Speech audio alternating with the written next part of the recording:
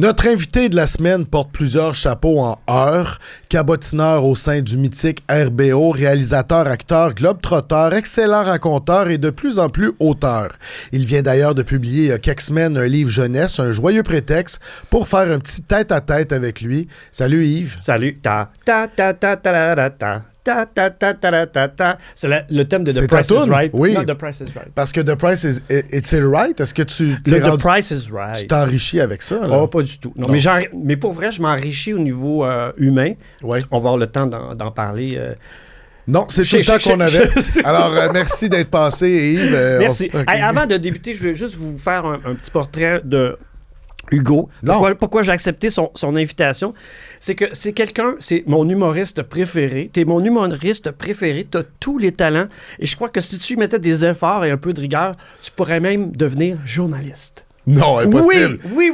Un journalisme un peu comme immersif. Oui, mais qu'est-ce qui me manque, là? Puis aussi, t'as un autre talent qui est c'est prodigieux. C'est prodigieux. T'es un chanteur d'exception. T'es un chanteur microtonal. Alors, angine de poitrine n'a rien... C'est-à-dire que tu pourrais très bien chanter avec angine de poitrine. Alors, Hugo, toi, tu pars une chanson sur la mauvaise note. OK? Là, oui, toujours. Mais tu tiens la tonalité et le registre tout le long de la toune. Je te jure, je connais personne qui fausse de façon constante comme ça. Et pour de vrai, à un moment donné, il y a un truc, c'est hypnotique. Quand tu vas chanter, en plus, t'es plein d'assurance. Puis tu y vas, là. T'as du tonus, là. C'est le fun de te voir, enthousiaste. Puis mon Dieu, mais réalise pas. Mais c'est tout le temps. Tout le temps. La mauvaise note. Merci. C'est un beau compliment. Oui. Ça me fait plaisir. C'est un compliment, dans le fond. Okay. Non, tu vas apprendre à me connaître au cours de la prochaine heure. C'est un vrai compliment. Je le prends. Merci beaucoup. Je pensais juste que je chantais juste. Non. Non, donc, tu fais juste chanter. Mais toi, tu te mouilles pas. T'es pas très karaoké. À part avec les bidules, je t'ai pas vu à l'œuvre, là. Non, mais j'aime ça vous regarder. Oui. Mais à un moment donné, tu fly. À un moment donné, ça m'est arrivé. J'ai déjà chanté le téléphone pleure en duo avec Marina Orsini. Et puis le Marina connaissait toute la partition, toute la partie de la petite fille. Oui. Donc, ça a été un moment d'anthologie dans la musique québécoise. Est-ce que c'était à Gatineau? Non, c'était à Trois-Rivières. Non, mais à un moment donné, un autre souvenir, on était à Gatineau. Dans un salon de livres, évidemment. Et tu faisais... Il y avait quelqu'un qui chantait Les Feux sauvages de l'amour et tu grouvais là-dessus. Moi, j'ai ça. J'ai enregistré ça. C'était un beau souvenir, quand même, pour moi. Mais c'est peut-être à Québec. Peu importe. En tout cas, c'est comme... Mais c'est le fun. C'est ludique. Puis aussi, ce que je trouve le fun dans ces réunions-là, c'est qu'il y a des gens de tous les horizons littéraires. Oui. Qui participent à ces karaokés. Parlons-en. On se connaît des salons là, maintenant pas mal. Là, ça devient un petit peu trop inside, je pense. Non, on va revenir. On revient du Salon de Québec. On parle de ton livre. Rigueur. On est d'actualité. Rigueur à rigueur. Avec ta voix de Pierre Bruno. Est-ce que tu sens que les gens vont... Qui les gens vont voir au salon maintenant? De plus en plus le romancier, l'auteur, l'ensemble de l'œuvre, y a-tu? Parce que là, tu commences à avoir... Les gens qui viennent me voir, c'est assez phénoménal. C'est là que tu vois le pouvoir qu'a eu RBO dans ma vie. C'est qu'il y a des gens de tous les milieux, de toutes les origines... de tous les âges qui viennent me voir, des fois des individus aussi, parce que j'ai une personnalité un peu, des fois, originale, curieux. Alors donc, il y a beaucoup de gens curieux qui viennent. À chaque fois, j'ai des collègues qui signent à côté de moi. Après, ils me disent « Yves, ça n'a pas d'allure, là. C'est comme... j'en reviens pas des gens qui viennent te voir. Il y a beaucoup de gens qui disent « Yves, je ne lis pas, mais moi, j'achète ton livre parce que je t'aime bien. » Puis des fois, il y a des gens qui sont complètement intellectuels, puis qui sont dans une espèce de méta-réflexion, puis là, genre, ils portent une attention à ce que je fais. Des fois aussi, des gens qui ont, genre, « Yves, j'aimerais ça acheter ton livre, mais j'ai pas d'argent, je vais le prendre à la bibliothèque, puis j'y signe, je je signe un signet ou un papier ou un disque de RBO, puis je dis bonne lecture. Tu comprends, c'est ça. Donc, il y a tout ça. Écoute, on va parler de ta vie, de ton œuvre aujourd'hui, mais avant, on va quand même commencer, je le disais en préambule, tu viens de lancer un livre jeunesse intitulé Hubert, le maître des rêves, dont le personnage principal, dit-on, est inspiré fortement du jeune Yves lunatique. Ça vient de où, ce projet-là? Puis je vais te donner mon feedback, parce que là, j'ai quasiment fini après. OK. Ben écoute, moi, de tout temps, ça date de 1971 que j'ai eu envie d'écrire des livres. En 5e année, j'ai eu une professeure qui nous a fait écrire des livres, mais aussi elle nous a fait imprimer les livres. Ensuite, on a vendu les livres dans un genre de foire commerciale. À l'époque, on appelait ça des expositions de livres. Dans la cour de l'école. Puis mon père a fait des images Super 8 de ça aussi. C'est très le fun. Et ça a toujours été valorisé pour moi, cette littérature jeunesse-là. Puis au cours de ma carrière, dans RBO, j'ai fait des personnages comme Stromgol ou Cher Siachon, qui est très populaire auprès des jeunes. Quelque chose de très, très enfantin, puis très... Stromgol, tu peux le mettre dans une émission jeunesse, n'importe quand. J'ai eu des projets, des fois, de films d'animation, des séries d'animation. J'ai eu aussi un projet de théâtre de marionnettes. Puis au niveau de l'écriture, pour la série, au moment où j'ai approché Martin Balthazar de VLB pour faire mes récits autobiographiques, dès le départ, il m'a dit « Yves, si tu as une idée pour un livre ou une série jeunesse, puis c'est pas tombé dans l'oreille d'un sourd. » Donc, à un moment donné, j'ai pensé à mon affaire. J'ai tout mis ça... Puis là, quand ça a été le moment, j'ai dit, tiens, je pense que je tiens un bon filon. Et ça fonctionne. Moi, je m'amuse beaucoup, puis tu sais, je dois pas être le public cible, mais en même temps, nous sommes tous de grands enfants. C'est bien illustré par Xavier Cadieux. L'idée de base, c'est très original, c'est que dans le fond, si tu piques, là, je vais pas vendre les poches, mais si tu voles l'artefact... non, ça, c'est la base. C'est écrit en 4e de couverture. C'est ça. Mettons que tu es très attaché à tes lunettes, si je les enfile, puis je m'habille pour... tu t'endors avec. C'est que le personnage principal, il y a un pouvoir surnaturel qui a hérité de sa grand-mère. Il est capable de visiter les rêves des autres. C'est ça. Donc, le processus, c'est qu'il a juste à emprunter et subtiliser un objet qui appartient à la personne qui veut visiter. Plus l'objet est cher au cœur de son propriétaire, plus le rêve va être intense. Donc, il peut visiter les rêves des autres. Et donc, dans le premier tome, sa première mission, il est le plus petit de son école, puis il veut se revenger de son bully. Du bully. Qui est sur son dos depuis la première année. Puis il subtilise son bandeau de karaté, puis il s'endort avec.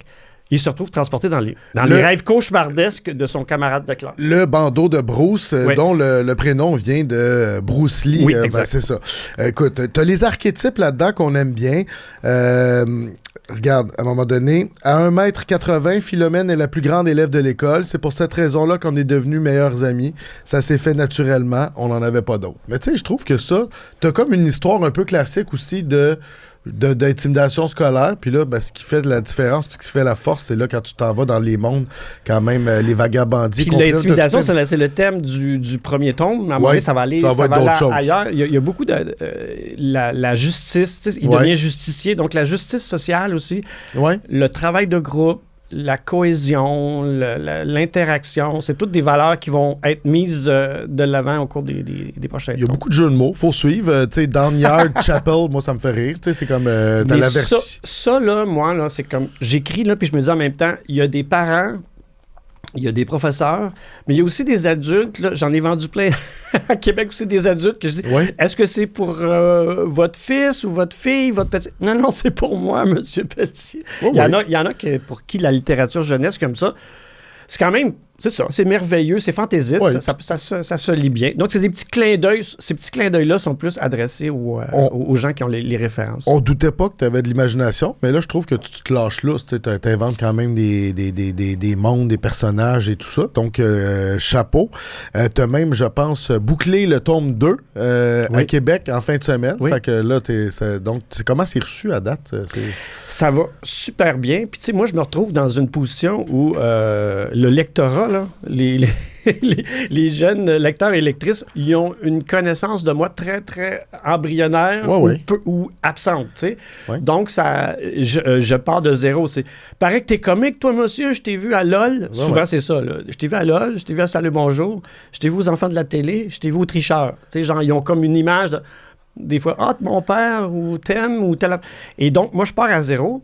Ouais. Et là, il y a eu des journées à Québec où là, tu es devant des groupes. Là, il y a six enfants, là, ils se déplacent là, en petite botte. Puis là, tu leur fais ton pitch. Ouais. Sincèrement, j'ai trippé parce que c'est là que tu vois, il y en a que c'est comme, OK, ouais, intéressant. Puis il y en a qui sont captivés, là, déjà par l'histoire. Exemple, il y a un petit gars, ils sont six petits gars de 6e année, là, de toutes les grandeurs, puis ils se tiennent, ils sont un peu comme les 101 Dalmatiens, ils sont un peu collés les uns sur les autres. Ça, c'est des buddies, là, tu sais, ils font corps. Puis il y en a un plus petit qui est dans le coin. Là, il me pose des questions, puis lui, il sort son portefeuille, il dit « C'est combien? » C'est le petit qui voulait, finalement. C'est combien? Ouais. Puis là, c'est combien? Puis là, j'ai dit, c'est pas moi qui va te vendre le livre. Écoute, il faut que tu ailles à la caisse. Oui. Mais je pense que c'est une vingtaine de dollars. Là, il fouille dans son porte-monnaie. Puis là, il y a des 2 piastres, il y a des piastres. Puis là, puis là, d'un coup, son camarade à côté, il s'appelle Malik, qui dit, tiens, là, 5 piastres, tu me le passeras. Ils sont cotisés. C'est pas pire. Non, mais c'était, je te dirais, puis c'est comme, ça, c'est très, très, très amusant. Puis il y a aussi des moments où, tu vois, là, il y a un petit gars, il dit « Yves, moi, je m'appelle Hubert, puis moi aussi, je suis le plus petit de ma classe. Sans pouvoir me dire « Moi aussi, il y a quelqu'un qui est sur mon dos depuis la première année. » Fait que c'est comme un peu émouvant, je te dirais. Là. Absolument. Et je pense que tu vas aller chercher justement un nouveau public. Ça, c'est quand même le fun parce que c'est tout du monde que c'est pas gagné d'avance comme des gens de mon âge. On a tous trippé avec toi toute notre vie. Mais là, c'est une nouvelle crowd. Même ici, chez Urbania, c'est du monde quand même plus jeune. Tantôt, j'ai un collègue que je nommerai pas, mais qui a dit « Ah ben oui, c'était le préféré de mon père. » Mais on arrive dans cette braquette-là. Quand je fais des numéros, mettons, au bordel ou au terminal, je commence tout le temps en disant « Me reconnaissez-vous? Tu sais, les DVD, là, en métal, là, chez grand-papa, c'est moi qui tue. » Puis là, des fois, je dis « Puis tu sais, la tuque que t'as, là, ça, c'est ma tuque. C'est moi qui l'ai amené chez Renaissance. » Oui. Tu sais, des fois, il y a des gens qui sont un peu habillés comme avec des... Tu l'as-tu vécu, toi? C'est-tu très autobiographique, ça? Le jeune Hubert, c'était-tu le jeune Yves? C'est tout à fait moi. Mais ça veut dire que c'est complètement transposé dans la réalité de 2026. Ouais. Mais l'énergie du personnage, là, moi, j'étais tout petit. Ah oui? J'étais le plus petit de ma classe, et aussi plus petit des fois que des élèves de 3e année quand j'étais en 6e année. Et j'étais très dynamique. Et puis moi, je m'inscrivais dans toutes les activités parascolaires. Toutes. Ouais. Donc, même les sports. Fait que j'arrivais, là, mettons, je m'inscris en handball. Ils appelaient ça à l'époque de l'intramural, tu sais, genre des activités après les heures de cours. Et là, j'arrivais là, au moment de la première journée. Puis là, c'était « Oh non, pas Pelletier! » T'étais comme le... Oui, puis tu sais, c'était le début des équipes mixtes où les filles puis les gars pouvaient s'inscrire à des activités comme ça. Ouais. Donc là, on est à la fin des années 60, là. Mais j'étais choisi après les filles. Puis t'étais petit, ça, c'est... J'étais tout petit, mais sais-tu quoi? Moi, là, après, je disais « Oh mon Dieu, personne... » Non, c'était... J'avais le droit de jouer. J'ai le droit de jouer. Mais je vais jouer dans les équipes. Fait que t'avais du front parce qu'Hubert, il est baveux aussi. Parce qu'il a beau se faire boulier, mais il répond puis il part à courir. C'est ça aussi. J'ai appris à courir vite, puis j'ai appris à me servir de ma langue. Et des fois, quand tu te rends compte que, que quelqu'un qui est plus gros que toi, ben, quand il est ridiculisé, ça le blesse aussi. Mais j'ai déjà vécu un truc là, où il y avait un bully de mon école, là. Puis, tu sais, dans la classe, moi, j'étais très... tu sais, en 4e année, j'arrive à Mme Cloutier, puis je dis « Mme Cloutier, j'ai vu dans le livre de lecture, là, on allait faire Peter Pan, puis on allait faire La Belle et la Bête. » Puis je me suis dit « Est-ce qu'on pourrait pas faire un sketch? » Tu sais, à l'époque, faire du théâtre, on appelait ça faire un sketch.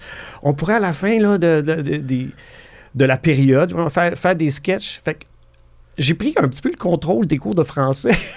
Parce que Mme Cloutier, je pense qu'elle m'aimait beaucoup, puis elle me trouvait... Puis tout le monde, on arrivait, puis c'était genre, on se faisait des costumes avec des affaires qu'on apportait de la maison. Puis on présentait les petits sketchs aux autres classes, tu sais. Puis à un moment donné, dans le cours d'école, le gros Benoît Gibault, qui arrive au ballon chasseur, puis il dit « OK, toi, t'es peut-être le king de la classe, mais moi, c'est le king. » Là, je deal.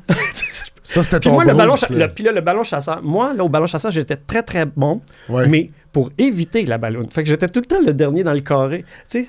Puis à la fin, j'avais des directives de tous ceux qui s'étaient déjà fait tuer, puis qui disaient « Passe-nous la balloune. » Fallait pas que j'essaye de de tuer quelqu'un d'autre. Non. Puis là, moi, finalement, j'attrape une balloune. Je l'ai renvoyé. Non, j'essayais de tuer moi aussi, ben oui. Fait que c'est un petit peu mon caractère. T'as dû être surpris de pousser de même à un moment donné, parce que là, t'es devenu... c'est arrivé il y a 2 ans. Oui, non, mais dans les faits, c'est arrivé en secondaire 4. Donc, tu vois, j'étais le plus petit de ma classe jusqu'en secondaire 4. Fait qu'il y a de l'espoir pour les petits aujourd'hui. Moi, mon fils, c'était pas un grand, puis il a été complexé par ça. Je pensais que c'était fini, le complexe de la grandeur chez les... Tu sais, en 2024, mais finalement, non. C'est encore stressant pour les kids. Non, mais c'est parce que c'est qu'à un moment donné, pour vrai, on est des animaux. Fait qu'à un moment donné, je veux dire, il y a des trucs, là, comme il y a des hiérarchies, des fois aussi physiques, qui se font. Si je lisais dans la presse tantôt, là, des gens qui font des études sur les chimpanzés. Tu sais, ils suivent c'est en Ouganda, là, différents groupes de chimpanzés. Puis il y a des chimpanzés qui ont débuté à un moment donné, en cours d'études, à se faire la guerre. Puis que, genre, aussi, au sein même des communautés. Fait que. On n'est pas, je dis pas qu'on est des singes, là, mais je veux dire, on est issus de ça. On a des comportements similaires, puis à un moment donné, quand on a tendance un peu à l'occulter, tu sais. Exemple, mettons, on parle du monde, on est tous en virtuel, puis on est tous éloignés, puis on vit à travers une image, puis des genres... mais là, on est ensemble, là. Je la sens, ton odeur, là. Tu comprends? Oui. Puis là, on a un autre rapport. Mais aussi la proprioception, d'être en présence de quelqu'un. Ouais. Bien, ça a des effets aussi sur notre cognition, sur notre perception des choses. Admettons, il y a beaucoup de gens qui, dans le système d'éducation, la présence est essentielle, tu sais. Genre, les aînés, là, chez les Inuits, les peuples autochtones, ça se fait par l'observation des plus vieux. Tu vois, il est en train de prendre le contrôle. Non, mais c'est fascinant. Je ferme ma gueule. Non, mais moi, c'est un privilège. J'aime ça voir le chemin que ça fait dans ta tête. C'est pas la première fois, mais... c'est parce que dans les faits, tu vois, j'écris une série jeunesse. Oui. Genre, moi, là, j'écris des livres que j'aurais aimé lire aussi là, quand j'étais jeune. Quand j'étais jeune. Oui. Puis qu'en même temps, ben moi j'aime ça, c'est quand il y a du jus, qu'il y a du contenu, même si c'est divertissant puis c'est fantaisiste. C'est ça. On peut pas dire que c'est un récit facile. Moi, je trouve que tu l'as pas fait sur un coin de table. Non. Tu as mis du tien. Tu t'es raconté pas mal, Yves, aussi, avec tes 2 récits comico-autobiographiques. Ça, je l'ai volé à Dominique Tardif de la Presse. D'abord, Déboussolé en 2022, qui raconte surtout tes voyages. Ensuite, Me suivez-vous en 2024, qui couvre des années 2090-2000. C'est tous des voyages, mais des voyages. En Déboussolé, c'est plus des voyages, puis les débuts d'RBO. Puis le deuxième, c'est plus au moment où RBO est rendu quasiment une institution culturelle. Exact. Mais il y a toujours question de voyage. Mais oui, puis on voit que c'est bien important tantôt. On va y revenir, mais avant, je veux savoir, j'ai l'impression que c'est important. Tu donnes l'impression que c'est important de laisser une trace, et pourtant, tu es la personne la moins show-off que je connais. Tu capotes pas sur l'attention. Tu te livres là-dedans beaucoup.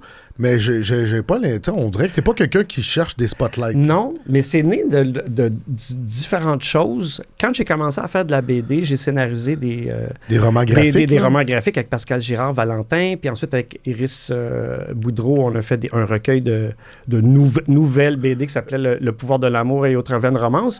Oui. J'ai côtoyé toute la gang, les jeunes, ils sont plus maintenant jeunes, BDistes québécois, puis souvent ils sont dans l'auto... des récits autobiographiques ou des trucs où c'est leur quotidien. Puis à un moment donné, je me suis rappelé, quand moi je faisais de la BD, quand j'étais au cégep, puis quand j'étais au début de l'université, je me mettais en scène aussi dans mes BD. Puis c'est de là où est née l'idée, je vais écrire quelque chose. Puis finalement, quand à RBO, on a fait notre spectacle de Toon, on a eu une version au quartier des spectacles devant 100 000 personnes, quand même. C'est fou, hein? C'est fou. Ouais. Mais l'année suivante, on a fait une version pour le Centre Bell, le Centre Vidéotron. Puis vu qu'il y avait des gens qui avaient vu le spectacle gratuit, on s'est dit, on va faire du bonus pour les gens qui vont acheter des billets. Donc, on a fait des sketchs. Puis là, je me suis retrouvé sur une scène. Puis là, les gens riaient. Puis là, je disais, c'est vrai, je suis un humoriste, c'est drôle. Et de là est née l'idée de mon spectacle, moi, où là, j'ai commencé à parler plus de moi, mais de façon un peu sketch. Ouais. Puis au cours de ma tournée, de plus en plus, j'en suis venu à avoir des récits où je rajoutais des choses authentiques. Mm-hmm. Et la réaction des spectateurs était unanime. Là, tu disais, Yves, ça, là, j'ai senti que c'était vrai. Mm. Et non seulement j'ai ri, mais ça m'a touché. Puis c'est là que j'ai dit, tiens, mais je vais le faire sous forme de livre. Ouais. Puis je pense que justement on découvre aussi un côté plus sensible, tu sais, derrière l'humoriste ou le cabotin. Ben, je dis ça sans être cheesy, là, sans être. Non, mais c'est vrai, je trouve que t'es très, tu sais, on te comprend plus. Du moins, on est comme dans ta tête. Puis on voit aussi ta passion des voyages. Puis je pense que t'as déjà entendu dire en entrevue que pour toi, ta carrière c'est aussi important que tes voyages. Donc t'en as fait là quand même des trips au Tibet plusieurs fois, tout ça. T'as-tu des voyages qui sont particulièrement marquants? Ben, mon voyage à Urbania, là, dans la ville d'Urbania. Oui, l'ancien Baron Sport. Oui, l'ancien Baron Sport. C'est ici que je me suis procuré mon équipement pour voyager au Nunavut. C'est sur les lieux de... T'es notre premier invité qui se rappelle que c'était l'ancien Baron Sport. Oui, voilà. Oui, mais parce que t'étais là au Nunavut faire un docu, mais je veux dire, t'as voyagé. Toi, dans le fond, t'as-tu l'impression que t'as perdu des gigs parce que ta passion du voyage était trop forte? Ben, j'ai perdu des tas de choses. Je dis, j'ai mes relations sentimentales aussi, là, quand tu pars. Quand tu es sans cesse parti aussi, c'est difficile de fonder une famille. Puis aussi, ça s'est fait de façon pas contrôlée, là. Tu sais, à un moment donné, t'es pigiste, puis tu fais différents contrats. À partir du moment où RBO, en 95, on s'est pas séparés, mais on a pris un break. Mais chacun, on était en contrôle de notre destinée. Puis là, moi, j'étais comme un peu... Qu'est-ce que tu m'as fait? J'avais jamais pensé qu'est-ce que j'allais faire si j'étais tout seul. Ouais. Pour moi, la carrière d'humoriste à RBO, c'est comme un peu c'est un trip de gang. Puis, de projet en projet, subitement, on est rendu. Ça fait 14 ans qu'on collabore ensemble, puis on fait toutes sortes d'affaires. Puis là, subitement, là, j'ai appris. Il fallait que j'apprenne à dire oui, puis il fallait que j'apprenne à dire non aussi, des fois, parce qu'on te propose des choses, tu peux pas tout faire. Puis moi, je conservais tout le temps cette passion-là des voyages. Puis une des raisons que je suis passionné des voyages, parce que je fais des rencontres aussi. Là, j'aime ça rencontrer. Fait que tu jases avec le monde. Là, je jase. Moi aussi. Donc, c'est pour ça aussi que dès le départ, moi, je t'ai découvert via tes reportages, là, l'émission avec Myriam Fémiou. Tu sais, du journalisme immersif. Où là, tu vois, se mettre pas à la place de l'autre, mais se mettre au même endroit que l'autre. Dans les bottines. Observer, discuter. Puis dans les faits, ça m'est arrivé souvent où les amitiés qui sont développées sont nées d'une initiative où moi, j'ai décidé...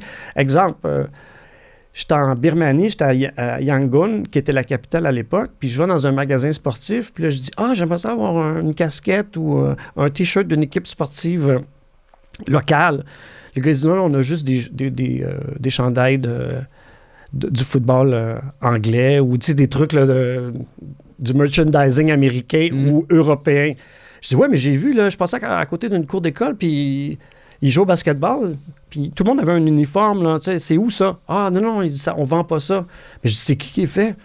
Qui fait les chandails? » Non, il dit « Je peux pas te dire ça. » Ah, OK, parfait. Le lendemain, je repasse, je retourne voir le gars, je dis « Dis-moi les dons, là, c'est qui fait les chandails? » Il voulait vraiment te vendre les siens. Non, parce que c'est un pays totalitaire aussi. Puis là, genre, c'est pas un... Fait que finalement, il me donne l'adresse. Moi, je m'en vais en autobus à l'autre bout de la ville. T'es en banlieue, je débarque dans un quartier, le monde me regarde, qu'est-ce qu'il fait là? Je m'en vais dans le shop du monsieur.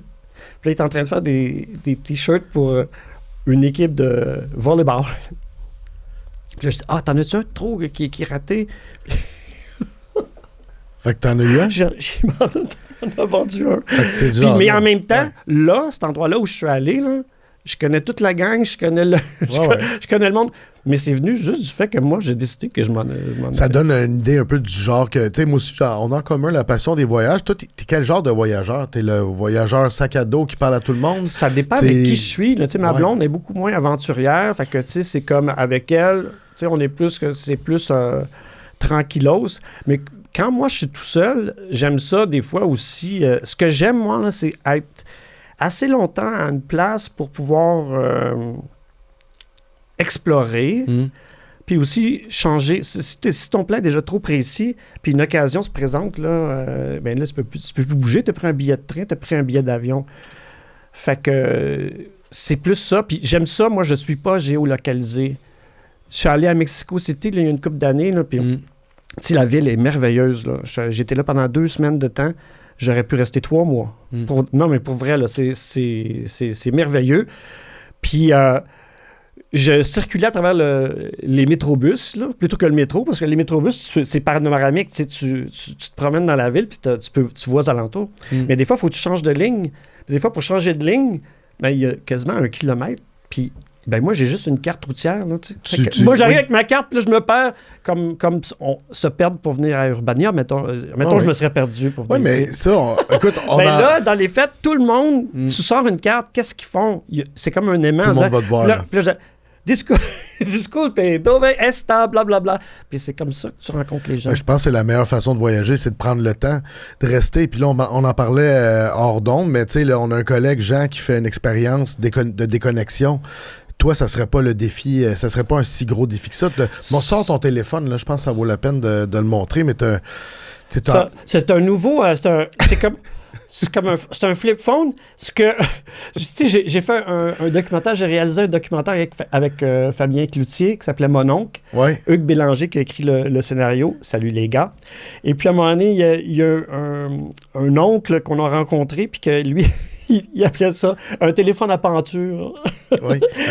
Un téléphone à penture. T'as même bloqué ta caméra. Oui, on sait jamais parce que c'est un téléphone chinois. Alors, moi, j'ai pas envie de me retrouver. Tu veux pas être espionné? Non, il peut m'espionner pareil. Ah, ni hao! Oui, mais en même temps, je trouve que c'est quand même... Mais tu vois, j'ai un iPhone, mais pas de carte téléphonique. Comme ça, j'ai toutes les applications, je peux faire des photos, tout ça. Ouais. Mais il n'y a pas la ligne téléphonique avec le...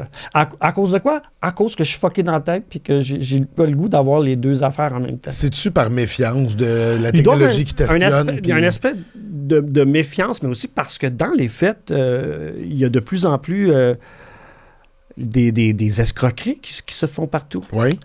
Mais tu disais ton collègue là, qui était en cure de médias sociaux, bien, ça, je le suggère à tout le monde, des fois, mais pas, t'es pas obligé de dire, ah, moi, je vais faire, je vais arrêter pendant 2 mois, puis vous me verrez pas. Là. Non, c'est juste comme à certaines journées en disant, moi, je dirais, après 10 heures, non. Ouais. Tu sais, après souper, non. Tout le monde dort mal à cause de ça, la petite lumière bleue dans ta face. Non, mais puis aussi, comme quand, faire juste de l'analyse de texte, des fois.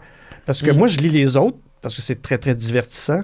Puis en même temps, tu te dis, bon, à moins que ça a été généré par un robot, ça a dû prendre au moins 5 minutes à écrire ça. Puis ça, 5 minutes. Puis à un moment donné, tu te dis, ah, mais pour moi, cette personne-là, je pense qu'elle a passé au moins 4 heures sur les médias sociaux. Je pense que je passe 5 heures par jour là-dessus, malheureusement. C'est triste, mais en même temps, je suis d'accord avec toi là-dessus. Je trouve que les gens devraient prendre une pause sans faire un spectacle non plus. Puis là, je parle pas pour mon collègue, mais en général, tu vois tout le temps, je vais prendre 1 mois de pause, tu l'annonces officiellement.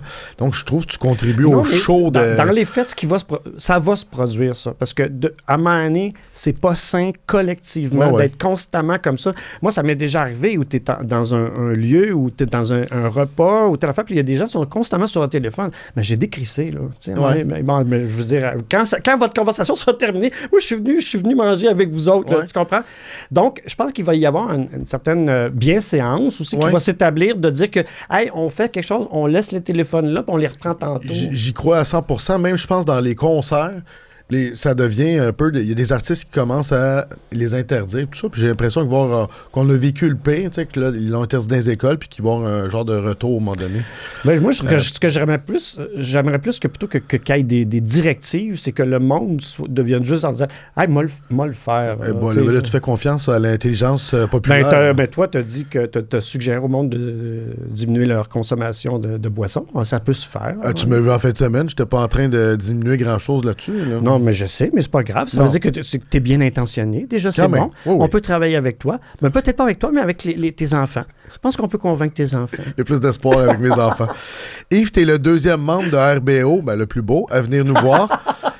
Évidemment, ton rôle est indissociable de ta carrière. Quelle place ça occupe encore 45 ans? Et là, je vais même te citer, je pense que tu as déjà dit que ça n'a pas été important dans ta vie, ça l'a littéralement dicté ta vie. Là, je suis en train non, mais les voyages, c'est plus les voyages qui ont dicté ma vie, non? RBO n'a pas changé ma vie, ça a dicté ma vie. Oui, ça a déjà dit ça en entrevue. À qui? Je pense que c'était à Dominique Tardif. On dirait que toutes mes entrevues viennent de Dominique Tardif. Donc, t'as copié sur lui? À toutes les semaines, parce qu'il a parlé à tout le monde, visiblement, mais il fait des bonnes entrevues. Fait que je le félicite comment je pourrais en chemin. dire, c'est une expérience incroyable quand même à RBO, de la façon dont on s'est rencontrés et la jonction de nos énergies créatives autour de quelqu'un qui avait un charisme certain. Guy, tu sais, dans les fêtes, là... Au départ, on était à CIBL, puis Guy, il disait « Hey, ça tente-tu de revenir l'année prochaine pour faire une deuxième saison à CIBL? » « Ah, je sais pas. » En tout cas, ça tente à tout le monde, sauf toi. OK. Puis il a dit ça à tout le monde. C'est comme ça qu'il nous a convaincus de faire une deuxième. L'autre truc, c'est que Guy, c'est un archiviste. Il a enregistré toutes les émissions de CIBL sur des petites cassettes. Qu'on peut trouver sur YouTube. On le trouvait tellement... On le trouvait tellement... Tabarouette, là, tu sais, vierge en s'endant vierge, les feuilles de route de l'émission, puis ça. Aujourd'hui, si il n'avait pas fait ça, on n'aurait pas pu faire des sketchs à C'est quoi? Parce on a pris la matière première qu'on avait comme un peu improvisée ou écrit comme ça, là, on the spot, des textes. C'était notre matière première pour faire des sketchs à C'est quoi? Après, quand on est arrivé à TQS, on a fait la même chose. On a pris nos sketchs radio qu'on a transposés en télé. Ouais. Donc, juste imagine-toi qu'il n'y ait pas enregistré. Penses-tu que quelqu'un a gardé un texte? C'est sur des napkins de brasserie puis des enveloppes qu'il y a des bouts de texte qu'on trouve là, de cette époque-là. T'es au courant qu'ils sont tous sur YouTube, ces sketchs-là? T'as le premier, les premiers slow-mo, les premiers Bonjour la police, sont tous sur... la version CIBL, sont toutes à l'audio seulement sur YouTube. CIBL? Ça se peut-tu? Ah, ben j'ai jamais entendu ça. C'est toutes vos premières fois, là. Ah, ben, tu parles-tu de la vidéo ou Non, juste l'audio. L'audio de la radio de CIBL. Ça me surprendrait parce que Bonjour de la police à CIBL, je pense qu'on l'a fait 2 fois. Donc, c'est peut-être plus C'est quoi, là, peut-être plus. Oui, mais ça avait l'air d'être avant les premières à télé. Bon, là, mais tu me donneras le cue, là, parce que là, on va mettre un homme là-dessus. Je vais t'informer de ce qui se passe dans ta carrière. Oui, exact. Mais 45 ans plus tard, ça occupe quelle place, ça, encore? Mais regarde, au Salon du Livre de Québec, j'étais en ligne pour faire signer une dédicace à ton invité là, d'il y a quelques semaines, Olisson, Thierry Télisson Aurélien. Télisson Aurélien, dont j'ai commencé la lecture de son livre. C'est vraiment formidable. Ouais. Donc, je l'avais rencontré samedi soir dans une fête. Je dis, demain matin, je vais aller te voir à ton kiosque pour avoir une signature. Et donc, lui, il n'a aucune idée qui je suis. Hein. Fait que le lendemain, j'étais en ligne. Puis là, au moment où je viens pour le faire signer, il y a des dents derrière qui disent « Shandy, I want to buy! Shandy, I want to buy! » Non, c'est parce que je suis un humoriste. Imagine-tu comment Télisson, il n'a aucune idée de ce que tu racontes, là. Puis là, c'est ça. Ouais. Donc là, j'ai dit aussi... parce qu'il parlait, tu sais, tout le monde lui parle du buzz. Là, je dis... moi, le buzz, c'est pas ça qui m'intéresse, mais c'est le contenu. C'est vraiment... moi, ma réaction, quand j'ai lu un article dans la presse là, qui parlait de son livre. Avec Chantal. Et là, la réaction, j'ai vu ça, puis j'ai dit, ça, c'est un livre dont j'ai besoin. Ouais. Pas genre, j'ai le goût. J'en ai besoin. Ouais. Puis je dis jusqu'à maintenant, là, j'ai 3 chapitres de lui. J'avais raison. J'en avais besoin. C'est un excellent livre. Sans rien enlever au mien. Tu fais bien de lire lui avant de lire le mien. C'est correct. Toi, t'es dans c'est parce que tu es en train d'acquérir ta maturité d'auteur. Puis je sais pas si de mon vivant, je vais voir ton triomphe, mais je te le souhaite. Non, mais c'est vrai, tu as une écriture... D'ailleurs, je pense qu'on a des thèmes... commun, comme là, mettons que tu es dans les bons et les méchants. Hein? Oui. T'es pris de justice, t'es un grand sensible. Oui, aussi, mon père était policier, donc c'est inné en moi. Mais tu veux rétablir l'ordre. Fais ton podcast puis invite-moi. Ben oui, je t'en prie. Là, c'est ça. Est-ce que ça te gosse des fois que les gens vont te voir, tout ça? Parce que je comprends que tu es content puis que tu aimes le public, il y a du respect du public et tout ça, mais justement, un one-two-pong en arrière dans le line-up, tout ça, t'es-tu à un moment donné, on a fait le tour? Ben, la dame en question, après, m'a dit, est-ce que ça vous énerve? Les gens sont ça m'énerve pas du tout, madame. Je suis dans un lieu public, puis je suis ici, justement, pour socialiser avec vous, pour être là, pour faire des rencontres. Puis je dis, vous savez, quand j'ai pas envie de m'en faire parler, là, je reste chez nous. C'est simple. Là. Puis aussi, quand tu es en voyage, pourquoi tu penses aussi que je suis parti aussi souvent en voyage? Ouais. Je suis allé dans des pays, je pense que dans ma vie, j'ai rencontré plus de monde qui me connaissait pas que l'inverse. Là.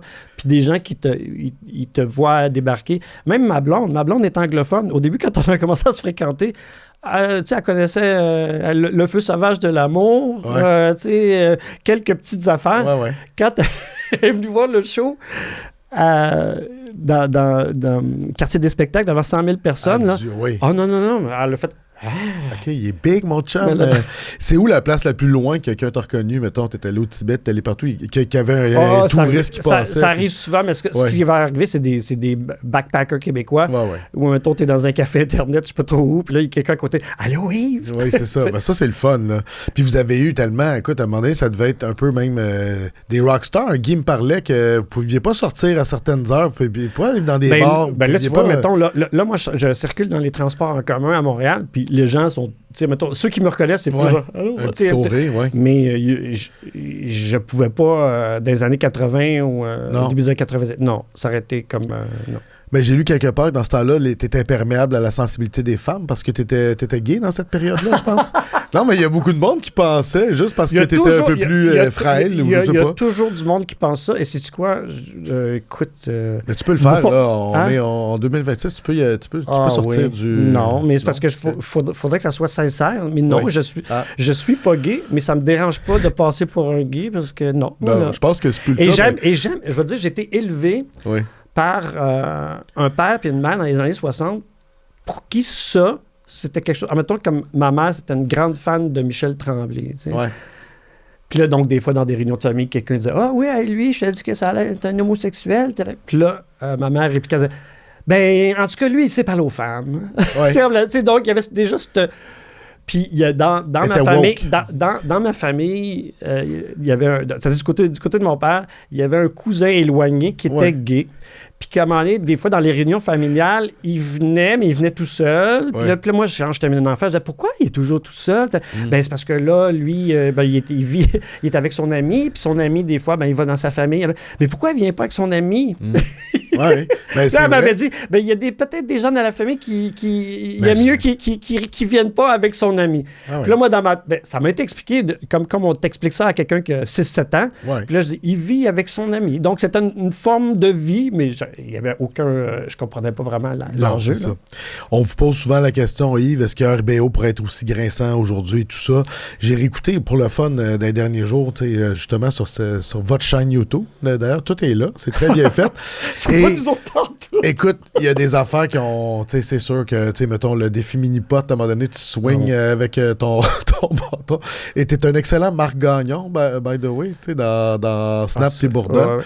Mais là, il y a des affaires, j'imagine. Il faut que tu suives l'humeur du... Regarde, c'est pour ça que dans la série sur Crave, dont j'ai réalisé cette série-là, c'est des extraits des sketchs. Ça permettait aussi d'utiliser des sketchs qui n'avaient pas jamais été diffusés dans des DVD.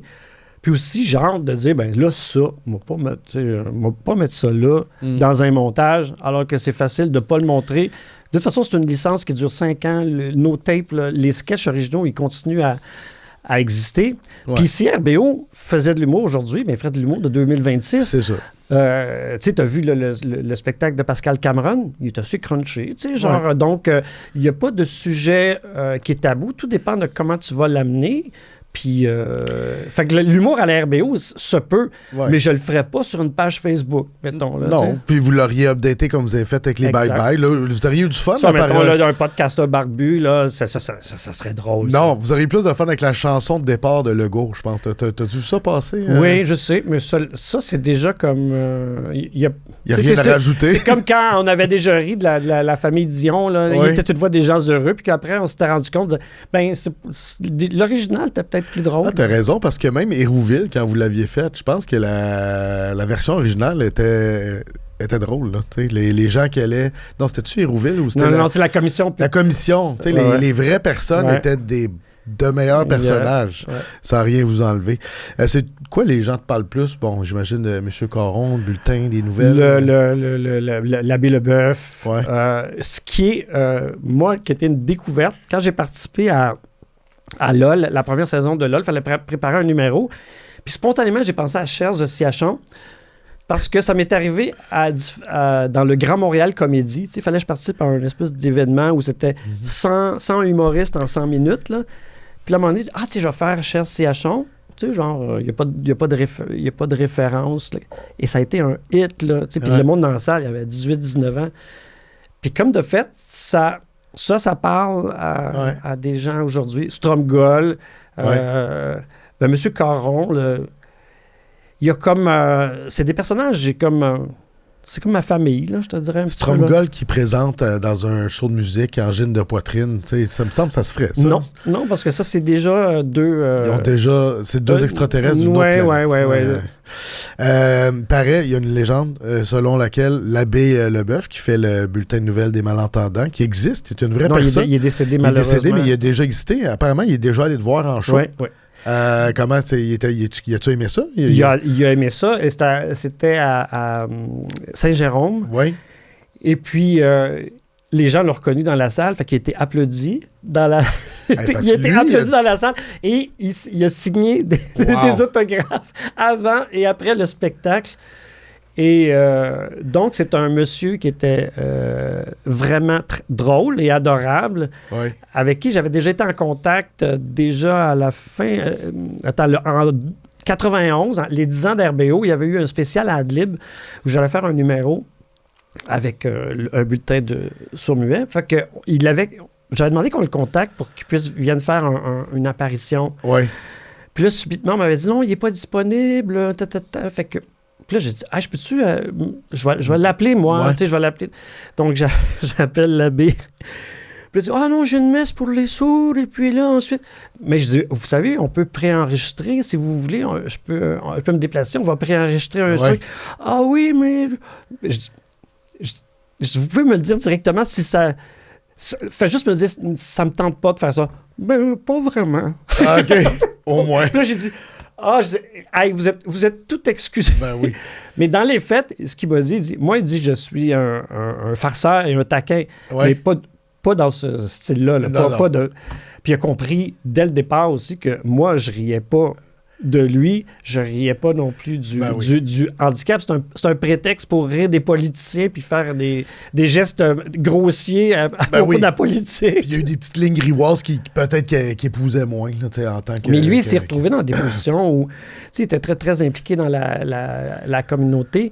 Puis lui, il a développé au départ, lui, il ne maîtrisait pas le véritable langage, là, le LSQ du Québec. Donc, et c'est parce qu'il y a eu 2 ou 3 frères qui étaient sourds dans sa famille. C'est là où lui, il a pris soin de sa famille. Puis c'est pour ça, après, qu'il a consacré l'ensemble de son œuvre là-dessus. Donc, il célébrait des baptêmes ou célébrait des mariages. Puis dès qu'il parlait, le monde éclatait de rire. C'est sûr. Tu as enlevé sa crédibilité de curé. Non, il dit, t'as fait de moi une vedette. Ça, c'est vrai. T'es étudiant en communication avant de devenir le maigre de RBO. T'as réalisé Les Amants et le baiser Les aimants, pardon, et le baiser du barbu, puis écrit Les Deux Carmina. Pourtant, il me semblait bien que Dominique Tardif l'avait bien écrit. Oui, je suis comme une version Wish de Dominique. T'as joué dans un paquet de films dont les tiens. C'est où la place du cinéma aujourd'hui, Yves? Ben écoute, moi, la place du cinéma, c'est que je continue à écrire des scénarios et à proposer des projets. Mais je pense les institutions ne répondent pas favorablement à ces demandes-là. Fait que, c'est pour ça que c'est le fun aussi d'écrire. Quand tu écris des livres, c'est beaucoup moins payant, mais au moins, il y a moins d'intermédiaires. Puis à un moment donné, tu t'adresses directement aux gens.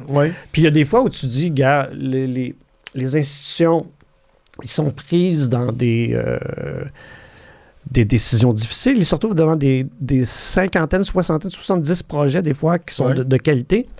Mais si tu regardes ce qu'ils choisissent à chacun des dépôts, c'est assez uniforme.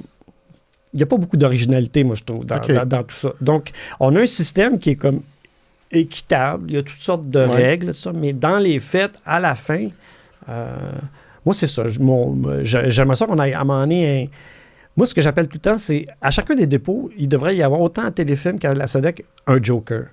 sais, à un moment donné, un projet un peu champ gauche, en disant ça, on va y donner un go avec un budget, pas nécessairement les plus gros budgets. Puis on essaye ça, de lancer ça dans l'univers pour voir ce que ça va donner. Ben, parce que tu as raison, on le fait en littérature. Tu vas sortir des gros titres pour justifier, puis tu vas prendre des petits risques en fonction de l'argent que tu fais avec tes gros sorties. C'est pas les mêmes budgets. On s'entend, là, tu sais, genre dans le milieu du cinéma, c'est des millions de dollars, tu sais. Fait que... As-tu une petite amertume? Donc, je continue, j'ai des projets. As-tu une petite amertume par rapport à ça? Non. Tu trouves qu'on est trop dans... On va faire un millième spin-off de Bon Cop, Bad Cop? J'ai pas du tout d'amertume parce qu'en même temps aussi, il y a une certaine solidarité, je te dirais, entre tous les créateurs. Je suis pas tout seul dans cette position-là. Mm-hmm. Moi, c'est juste ce que je trouve, c'est qu'on parle souvent de « Ah, il manque ceci dans la création québécoise, en télé, en cinéma, en littérature, n'importe quoi. » Puis tout ça, il manque de ci. Puis souvent, on s'adresse aux créateurs. On ne parle pas à ceux qui décident quels créateurs vont s'exprimer. Ouais. C'est juste ça. On sait déjà que tu fais pas tes choix en fonction de l'argent. Tu as déjà dit au devoir cette fois-là. Je dois continuer à travailler. Je suis pas Guy, moi. J'ai passé 6 mois à travailler sur un documentaire au Nunavut qui a été vu par 3 personnes, mais c'est un de mes plus beaux projets. Exact. Fait que toi, tu y vas avec ton cœur, pas avec ton cash, là, pas avec ton portefeuille. C'est surtout parce que moi, je voulais aller au Nunavut, puis je voulais au maximum interviewer les gens en Inuktitut, si c'était possible. Donc, souvent, les aînés aussi, ben, ils maîtrisaient le langage. Donc, par la suite, quand je suis revenu à Montréal, il a fallu que Jason Kunuk, le gars qui m'accompagnait aussi, qui était à l'écran avec moi dans le documentaire, il a fallu qu'il traduise toutes les roches, là. Même si j'avais eu une traduction après en disant « il a dit ceci, il a dit cela », après, quand vient le temps de couper, tu dis « c'est quel bout de la phrase? » Oui, ça, donc il a fallu tout faire un verbatim de tout ce que j'avais enregistré. C'est vraiment compliqué, là. Mais, tu vois, là, c'est un projet où...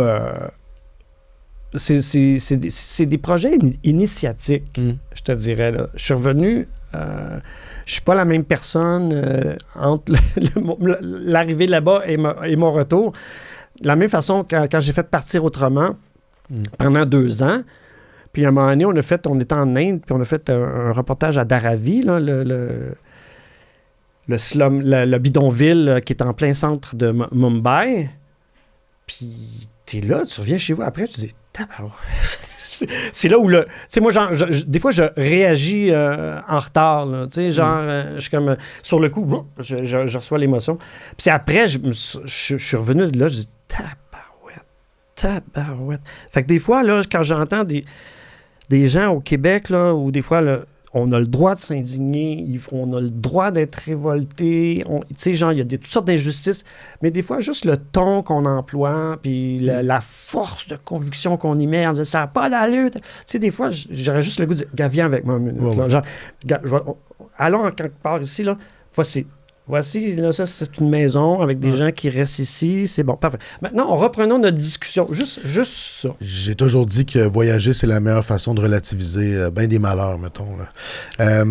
Le temps file, Yves. Ben oui. Déjà, je te dirais un vieux passage, un éternel adolescent, un adolescent tout court. Ça, c'est les épithètes qui reviennent souvent dans mes recherches pour te un vieil adolescent. Ben, ça, je ne l'ai pas vu, mais un éternel, oui. À 65 ans, tu trouves-tu que ces épithètes-là collent encore aujourd'hui? C'est-à-dire que moi, j'ai mon âge. Là, je me sens tout à fait mon âge et c'est ça, je veux pas mourir, je veux pas être malade, mais j'aime ça vieillir. T'es zen, mais c'est même pas zen. C'est comme j'ai toujours voulu être vieux.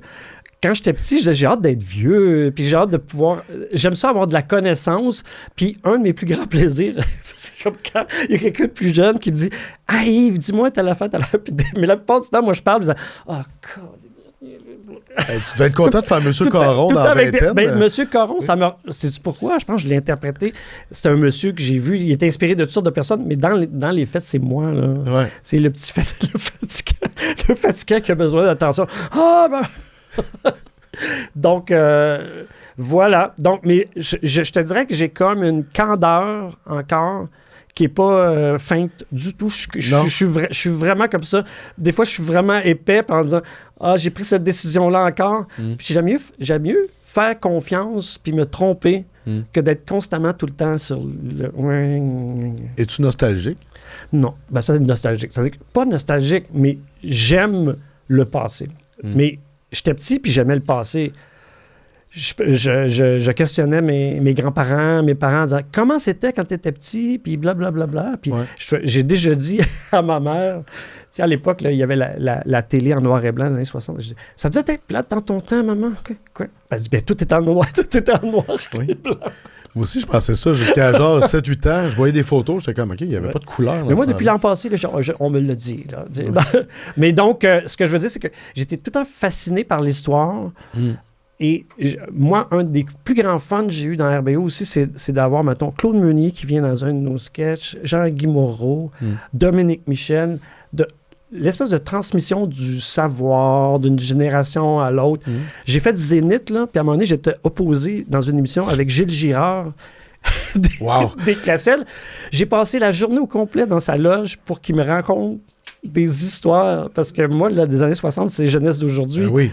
Fait que là, blablabla. Les Classelles. Il était. Il était incroyable. Écoute, en terminant, tu as vécu tes petites tragédies à toi aussi. Tu as perdu la perte de ton frère quand il était jeune, une amoureuse plus tard. Récemment, il y a Louis Saya qui est décédé. Je sais pas, je sais que tu as joué dans l'histoire de filles et tout ça, mais ça te fait-tu quelque chose de voir que là, ça commence à être, pas ta gang, il est plus vieux que toi, mais tu sais, du monde ça fait longtemps. Là, écoute, la pandémie, moi, dans ma famille aussi, dans toutes les familles, là, ça a été comme une hécatombe. Là, donc, mais on le voit aussi dans le Franco Nuovo, René au Miroir, là, Louis.